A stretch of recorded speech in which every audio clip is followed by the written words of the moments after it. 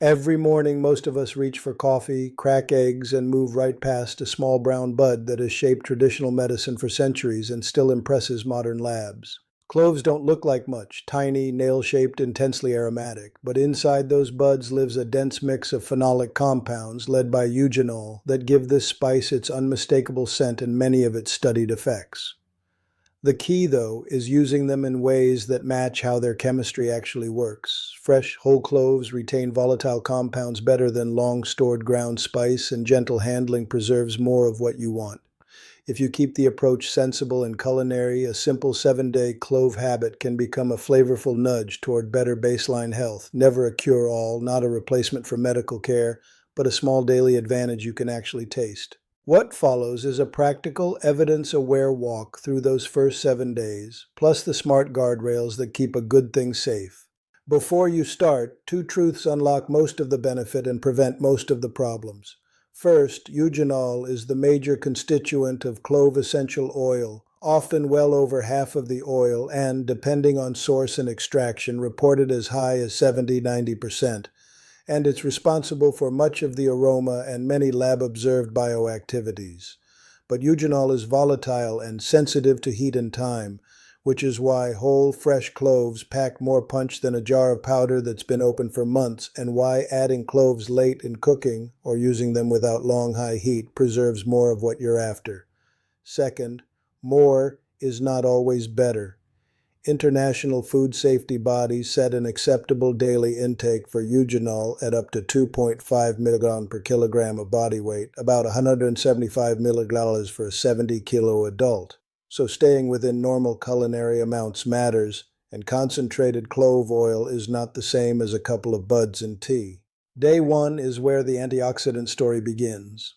Among common spices, clove sits near the top for total phenolics and in vitro antioxidant capacity. One reason a kitchen that smells like clove also smells like chemistry in action. In practical terms, you won't feel an antioxidant surge, but this is the quiet work. Phenolics that can neutralize reactive oxygen species in lab systems and help protect lipids and proteins from oxidative changes. Antioxidant support shows up first where turnover is fast. Food matrices, the gut's first contact with what you eat, and the vascular lining that reacts to your daily ups and downs. The point isn't that one cup of clove tea erases a rough week. It's that regular small exposures can tilt your background toward protection, especially when they ride alongside a diet full of colorful plants. On day 2, what many people describe as feeling sturdier is better framed as balance, not invincibility. Cloves' essential oil components, eugenol included, show antimicrobial activity in lab studies against a range of bacteria and fungi, and they're widely used in food science to help keep perishable products safe. That doesn't make cloves a substitute for hand washing, vaccines, or antibiotics. It does support the idea that culinary-level exposure can be part of a pattern that favors your body's defenses rather than the things that challenge them.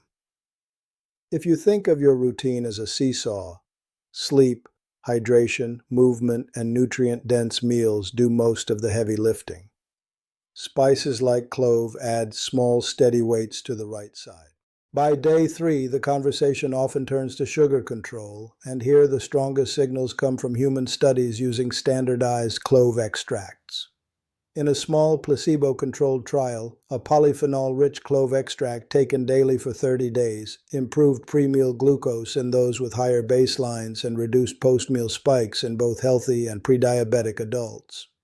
Whole cloves aren't identical to an extract capsule, but the mechanistic through lines, antioxidant effects, potential support for insulin signaling, and cloves' natural manganese content explain why some people notice steadier energy and fewer crash cravings when they pair a clove habit with protein-rich meals and a fiber-forward plate. If you monitor glucose, don't expect drama in 3 days. Look for a gentler slope over weeks.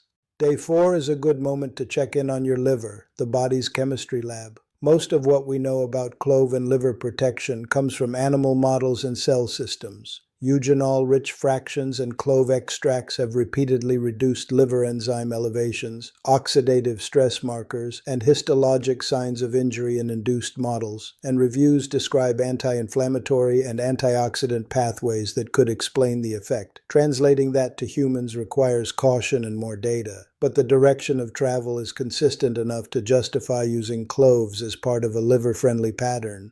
Less ultra-processed food and alcohol, more plants and fiber, consistent movement and body weight management where needed. In that context, a daily culinary dose of clove is a pleasant ally. By day 5, cardiovascular threads begin to weave together. Antioxidant support matters to the vascular lining. Gentler post-meal glucose curves take pressure off your endothelium. And, importantly, Eugenol has demonstrated antiplatelet activity in human platelets and animal models, meaning it can reduce how sticky platelets get under certain triggers. At culinary intakes, this translates to a small nudge toward easier blood flow.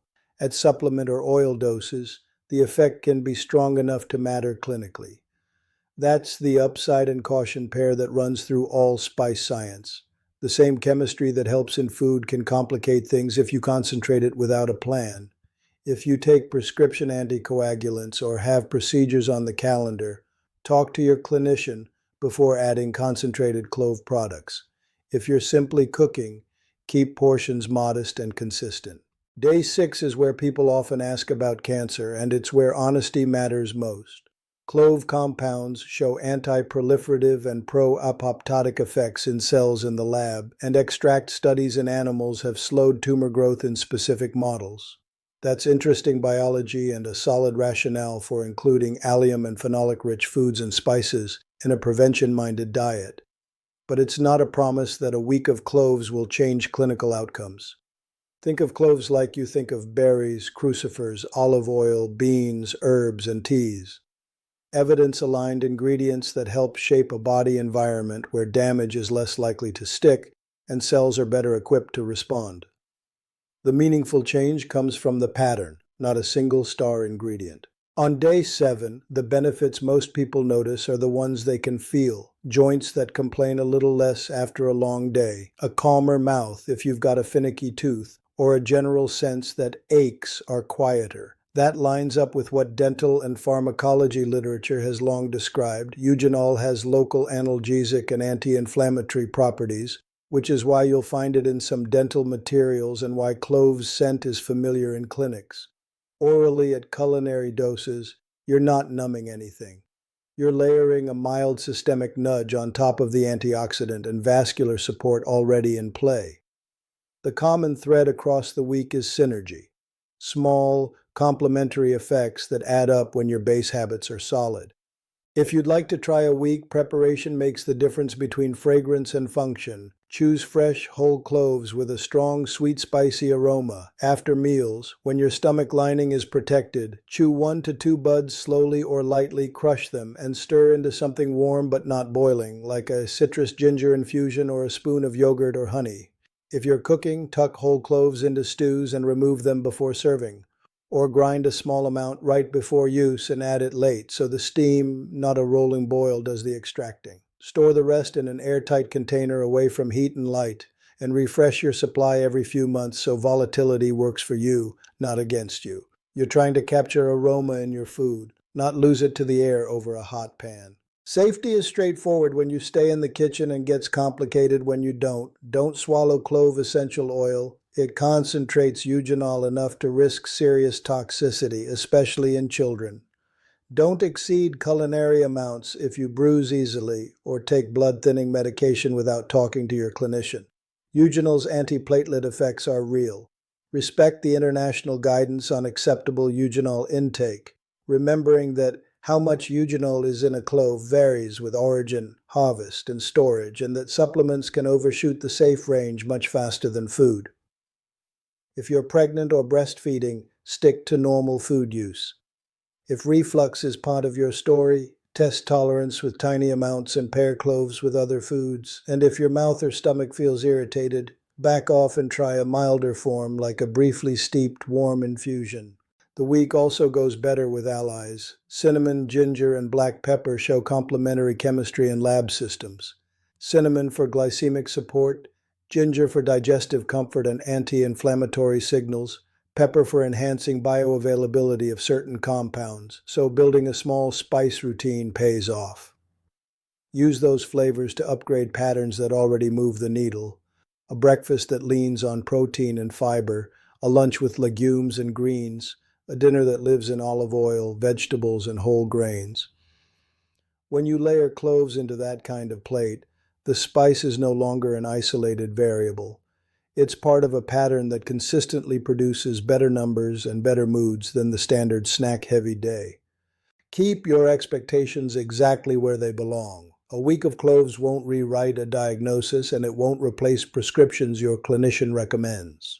What it can do is help you feel a little more even day to day while nudging a few risk markers in a friendlier direction over time. Taste is your best compliance tool, so choose uses you enjoy and can repeat. A lightly sweet clove citrus tea after breakfast, a couple of buds tucked into a pot of beans, a pinch of freshly ground clove folded into warm apples with oats and walnuts. Consistency makes biology care. Pleasure makes consistency possible. If you track changes, do it like a scientist, one tweak at a time, written down. Note sleep quality, afternoon energy, snack cravings, mouth comfort, and any signs of intolerance.